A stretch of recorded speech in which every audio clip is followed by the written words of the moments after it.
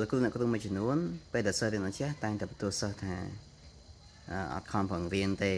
បាទគិតតែទូរស័ព្ទអីចឹងទៅប៉ុន្តែយើងអត់បានឆ្លុះប្រចាំខ្លួនឯងតែយើងបានបង្រៀនអស់ពីសមត្ថភាពហើយ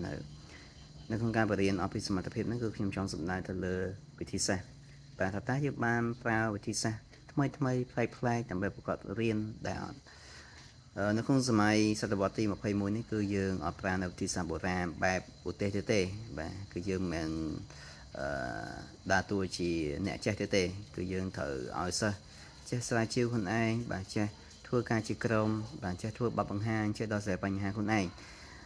ដូច្នេះហើយគឺយើងត្រូវបដូរវិធីសាស្ត្របរៀនបាទហើយវិធីសាស្ត្រគឺមានច្រើនមែនតើបាទគឺមាន IBL PBL បាទ 5E 7E អ្នករៀនត្រឡប់អីផ្សេងដែលយើងអាចយកវាមកប្រើបានដើម្បីឲ្យសិស្សអត់នៅមួយកន្លែងទេបាទ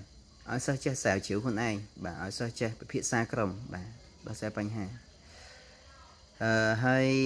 យើងមានយុវវិធីផ្សេងទៀតបាទយុវវិធីដើម្បីឲ្យការបរិញ្ញារបស់យើងកាន់តែមានប្រសិទ្ធភាពបាទយើងមានSynthesia Jigsaw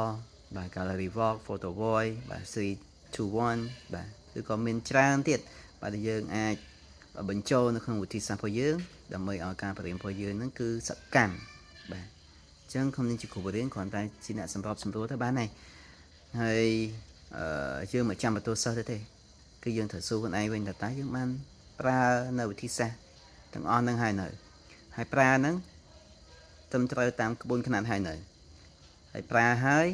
តើសិស្សទទួលបានលទ្ធផលបែបណាតើគាត់រីកចម្រើនជាងមុនឬក៏យ៉ាងណាបាទចា៎នេះគឺយើងត្រូវសួរខ្លួនឯងពិចារណាខ្លួនឯងហើយយើងត្រូវធ្វើការស្រាវជ្រាវបាទឲ្យបានច្រើន